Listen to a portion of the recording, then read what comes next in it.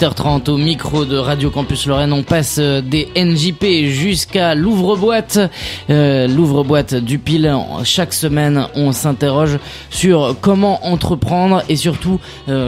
on va à la découverte d'entrepreneurs qui sont accompagnés par le pôle entrepreneuriat étudiant de Lorraine.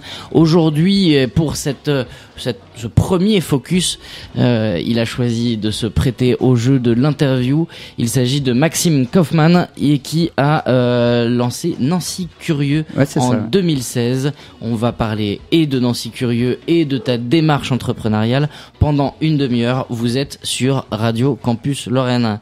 Alors Nancy Curieux, c'est quoi le concept ? Alors Nancy Curieux, c'est une association qui facilite l'accès à la culture pour tous et par tous. Pour cela, on a mis en place plusieurs actions. La plus connue, c'est l'agenda événementiel nancy.curieux.net qui centralise tous les événements culturels de Nancy et alentours. Et on passe en moyenne entre 40 et 80 événements par jour à Nancy. Entre 40 et 80 événements par jour. Ah ouais, il se passe des choses. Hein.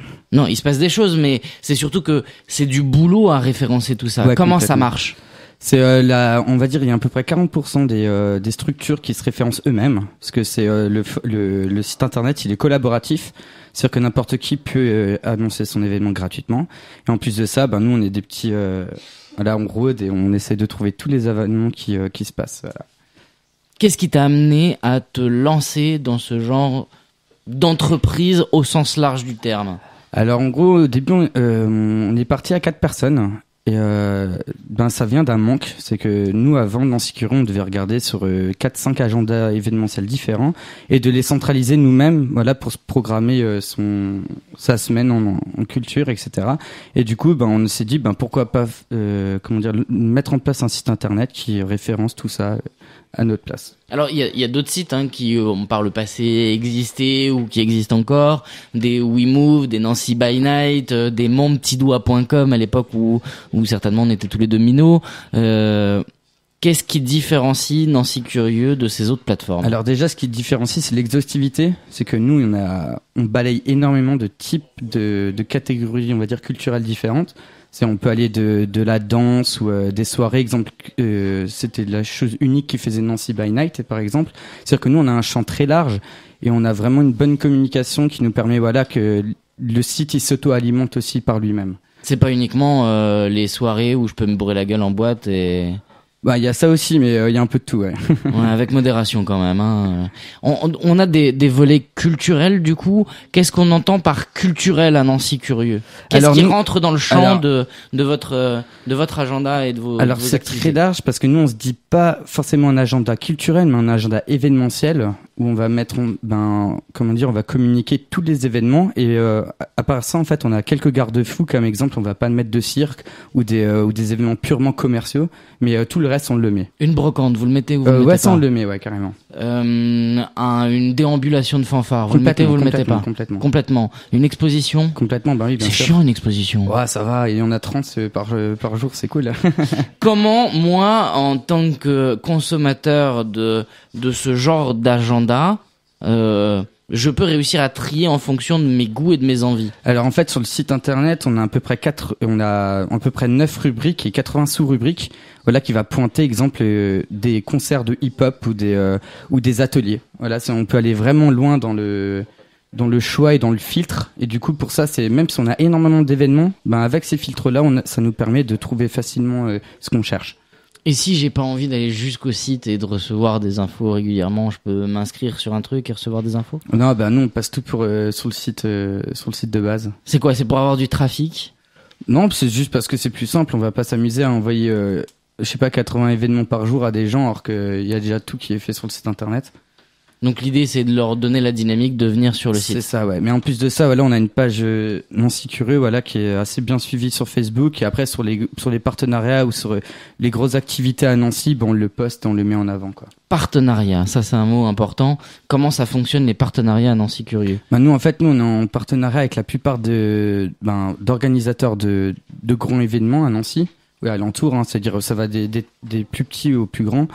Et avec ça, du coup, on fait des démarches un peu particulières vu que c'est pas des événements ponctuels. Par exemple, là, les Nancy Jazz Pulsation qui viennent de sortir d'antenne, il y a un partenariat entre Nancy Curieux et Nancy Jazz Pulsation? Pas trop cette année, mais on va justement faire tout ce qui est reportage photo, etc. sur l'événement. Ah, parce qu'il y a une deuxième volet de votre activité, c'est le volet presque reporting. C'est ça, ouais. En fait, on a une plateforme, on a plusieurs photographes et à chaque fois, en fait, on a des accréditations et après, on va sur les événements et on couvre d'un point de vue photo les événements. C'est-à-dire que vous allez couvrir l'événement ou aussi les gens qui sont à l'intérieur, comme pouvaient faire des WeMove et compagnie? Nous, ce qui nous intéresse, c'est vraiment plus l'aspect ambiance et le public. Le public. Ouais. Parce qu'on sait déjà qu'il y a déjà assez de photographes sur scène. Avec possibilité de partager les photos sur les réseaux sociaux, d'identifier, taguer, etc. Complètement, ouais. À titre indicatif, ce qu'on avait fait pour les 24 heures de Stagne l'année dernière, on avait fait 80 000 portées sur des photos. C'était juste énorme parce que les gens, on avait plein de groupes différents d'étudiants et ça a super bien fonctionné.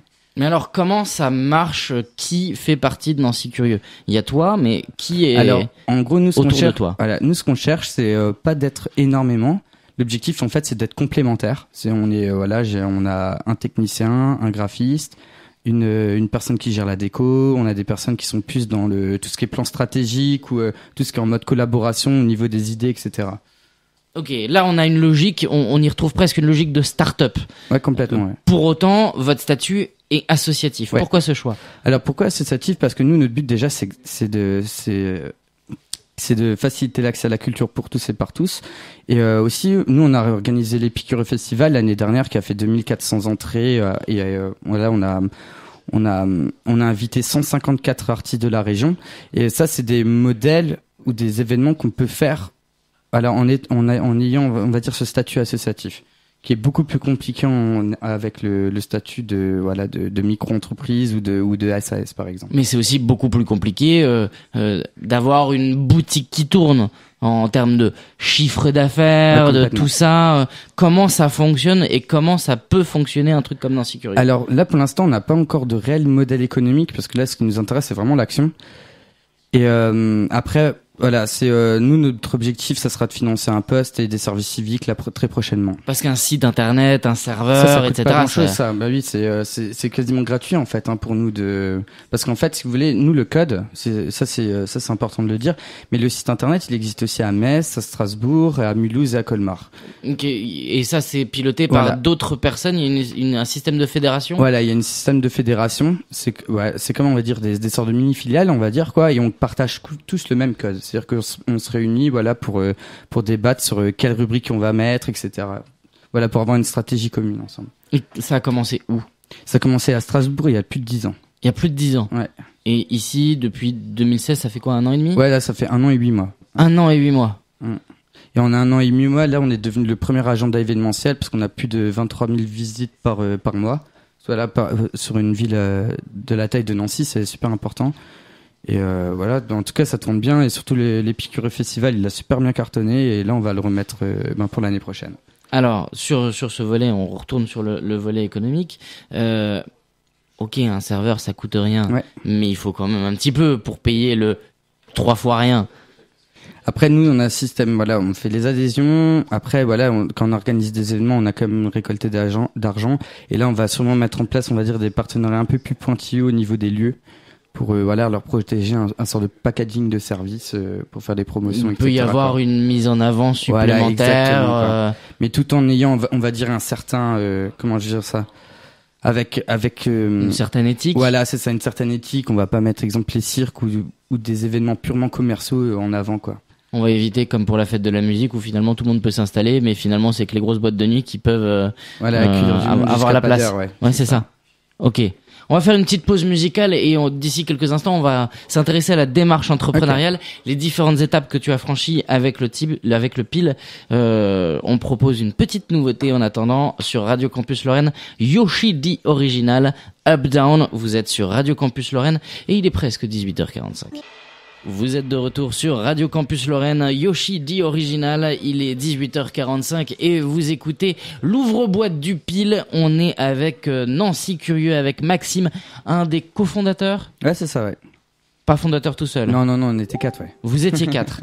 Et donc du coup, depuis Vous êtes toujours 4? Est-ce Non, qu'il y a un non, turnover? Non, on est 15 à peu près. Ouais, il y a des turnovers au niveau des départs de ville de Nancy, etc. Parce que nous, notre projet, il est attaché à la ville. Et ouais, on est à peu près 15 et après, on est à peu près entre 5 et 10 actifs selon le temps.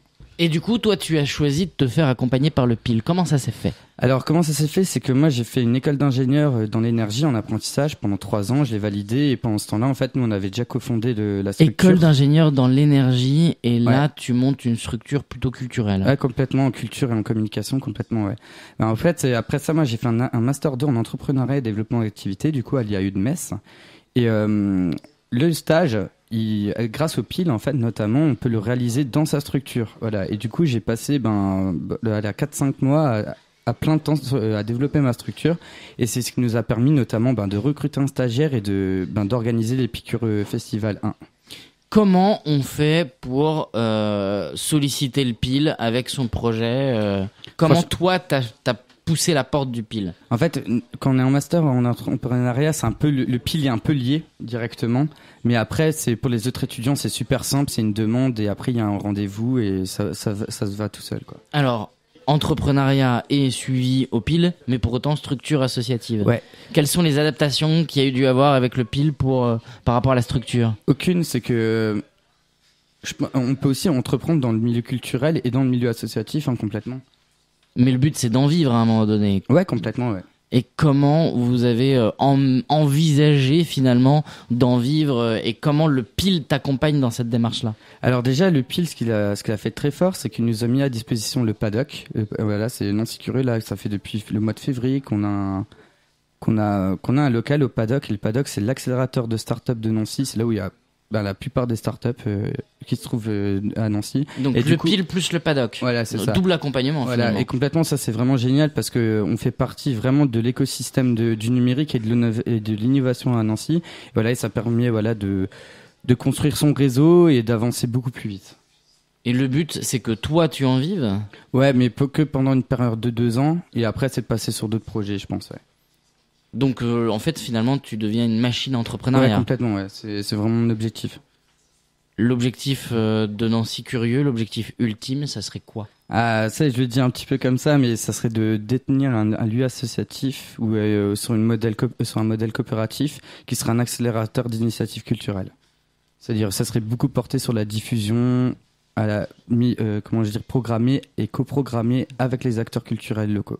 Quels sont les plans et sous combien de temps ça pourrait arriver? Nous, on a objectif de faire ça, on s'est dit 2 ans.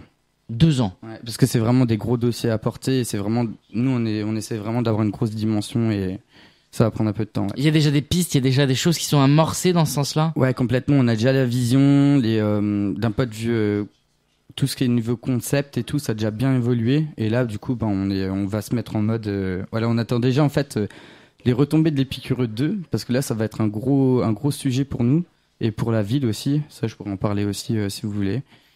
Et voilà. Épicurieux 2, c'est quoi le concept? Parce que Alors, là, c'est de l'événementiel que finalement vous créez finalement.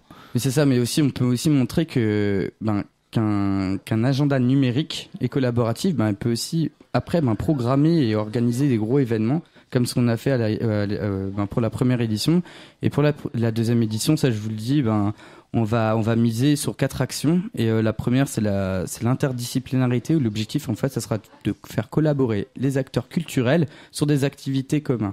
C'est-à-dire en fait il y aura une activité, il y aura plusieurs acteurs qui vont créer l'animation. Là on pourrait peut-être voir de la danse avec du mapping etc derrière ou plein de choses comme ça. Ok, là je saisis un peu plus parce que sinon après c'était très théorique. C'est sûr, ouais. Et après la deuxième et c'est là où on va où ça va être vraiment novateur, c'est que on va développer l'innovation culturelle dans le sens où on va essayer de mettre en relation les acteurs du numérique et de l'innovation avec le monde de la culture. Voilà, sous des tables rondes, des conférences, des débats, etc. Qui dit innovation ne dit pas forcément besoin de moyens. Là, l'objectif, c'est déjà de mettre en relation pour générer et d'être créatif entre nous. Parce que je trouve vraiment que déjà, le mot entrepreneuriat et culture, ça, on voit pas. Ça a l'air d'être des gros mots qui vont pas ensemble. Ouais, c'est ça. On n'a pas l'habitude et encore quand on met le numérique avec, laisse tomber quoi. Déjà, le mot entreprise culturelle ou industrie culturelle, il y en a qui ont déjà des boutons. Ouais, c'est sûr. Ouais.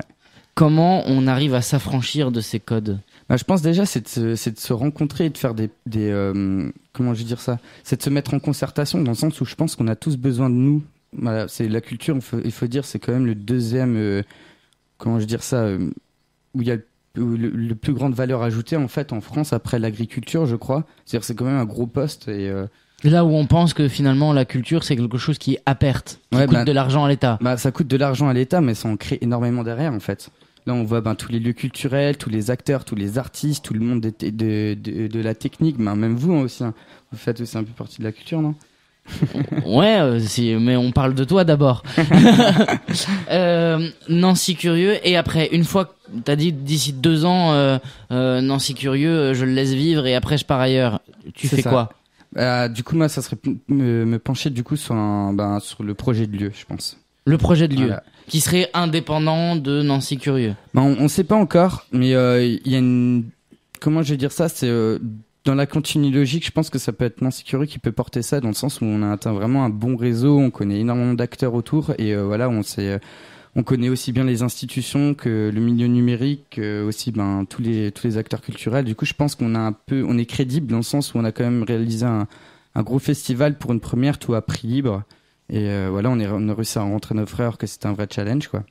Innover, entreprendre, ça va être un leitmotiv. J'essaye de te faire revenir dessus systématiquement. Ouais, comment tu fais pour vivre au quotidien? Alors du coup, là, comment tu en vis? Alors en fait là c'est simple, là je suis en train de passer le diplôme entrepreneuriat étudiant. Ouais. Là du coup c'est la suite logique de la première année de l'accompagnement. Donc tu gardes le statut étudiant. Voilà, c'est ça. En plus de ça, j'ai une bourse et après je vous le dis entre nous, mais je touche encore un peu le chômage, du coup ça va. Entre nous, ouais, à la radio. Ouais, c'est pas mal. Évidemment. Ok. Mais donc du coup ça me permet d'y vivre encore relativement bien, il y a pas de souci là-dessus, quoi. Avec le pile, c'est tous les 15 jours que vous voyez, c'est ça? Alors là, du coup, au début, on se voyait un peu plus souvent tous les mois, et du coup, vu qu'on est assez autonome, on se voit un peu moins. C'est un peu plus un accompagnement un peu moins formel, on va dire, mais on garde toujours contact, et je les vois souvent, voilà, autour de débats ou des tables rondes, etc., quoi. Allez, je vais te provoquer. Un accompagnement du pile, c'est mieux ou c'est moins bien qu'un accompagnement Pôle emploi? Franchement, le pile c'est génial. En plus, il y a vraiment une écoute qui est derrière et une orientation constante en fait avec le projet. Quelle a été la plus grande difficulté quand tu t'es lancé depuis maintenant 18 mois, 20 mois dans l'entrepreneuriat? Qu'est-ce qui est le plus dur? Le plus dur en fait au début, c'est de comprendre en fait comment tout fonctionne et vers qui on doit se diriger. Moi, je trouvais ça c'était vraiment parce qu'en fait, il y a pas un Wikipédia qui existe comment monter son assos, clé en main, etc. Au bout de 2 mois, quoi. C'est vraiment avec le temps et surtout avec les gens qu'on rencontre qu'on arrive du coup à voir comment tout fonctionne, vers quelle personne on doit se diriger, etc. L'administratif, pas peur? L'administratif, après moi j'aimais bien parce que j'en avais déjà un peu fait dans mon ancien taf. Du coup ça c'est vraiment des dimensions et même moi j'adore ça en fait, c'est con mais tu es un cas à part. Ouais, mais après je pense que de toute façon on est obligé d'avoir des notions tout ce qui est en comptabilité, en tout ce qui est au niveau des statuts, des procès-verbaux et tout ça. On est obligé de façon quand on entreprend un projet. Bon, là il y a le côté négatif des choses, le côté positif des choses. En quoi te lancer dans cette aventure, t'as aimé le faire? Alors du coup, il y a vraiment un truc qui m'anime, c'est de rencontrer des gens en fait, tout simplement. C'est que là, on est vraiment dans un réseau qui est assez large. Et du coup, ce projet-là, en fait, personnellement, en fait, il me permet de rencontrer énormément de personnes et ça, du coup, débouler sur d'autres projets. Et ça, je me fais pas trop de soucis pour l'avenir. Ta plus belle rencontre, du coup? Il y a beaucoup de belles rencontres quand même. Mais la plus belle? La plus belle. Je dirais moi que c'est il s'appelle Lionel Chambreau et c'est du coup un des membres de Nancy Curieux qui est aussi également mon coach. Qui est ton coach? Ouais, aussi également, ouais. T'as réussi à recruter ton coach dans Nancy Curieux. Exactement, ouais. C'est pas mal. Qu'est-ce que tu dirais à quelqu'un qui se dit j'aimerais bien, j'ai une idée, j'aimerais bien entreprendre mais je sais pas trop? Alors déjà, franchement, qu'est-ce qui est le plus joli de faire vivre ses idées? C'est une chose qui nous trotte dans la tête et je pense que d'être dans un cadre d'action qu'on peut mener pour le concrétiser, c'est déjà juste énorme et c'est magnifique, quoi. Alors, dernière question, c'est la fin. Où est-ce qu'on peut retrouver Nancy Curieux? Est-ce qu'on peut rejoindre Nancy Curieux? Et si oui, qu'est-ce qu'on recherche? Alors en gros, c'est tout simple, Nancy Curieux, on va des autocollants un peu partout en ville, c'est nancy.curieux.net, c'est sur internet, et de toute façon même si vous tapez agenda événementiel à Nancy ou sortir à Nancy, on est dans les premiers qui apparaissent sur les moteurs de recherche. Sinon après, si vous voulez candidater ou devenir bénévole, c'est tout simple, il suffit juste d'envoyer un mail à nancy@curieux.net, et nous on est plutôt dans un modèle créatif, dans le sens où on attend plutôt que les gens ils arrivent avec comment je vais dire ça, un projet, voilà, avec un projet ou des idées qu'on pourrait mutualiser et le concrétiser ensemble. C'est comme exemple le reportage, c'est une personne de l'association qui s'est lancée dedans, et du coup on a repris ensemble le projet. Merci Maxime, cofondateur de Nancy Curieux, d'avoir répondu à nos questions. La boîte à piles, la boîte du pile, l'ouvre-boîte du pile même, c'est terminé. On se retrouve la semaine prochaine. On se quitte en musique avec Naaman, Own Yourself. C'est une exclusivité Radio Campus Lorraine puisque l'album ne sort que dans 2 semaines. Vous êtes sur Radio Campus Lorraine. D'ici quelques instants, on retrouve Etu Sport en direct et en live sur Radio Campus Lorraine.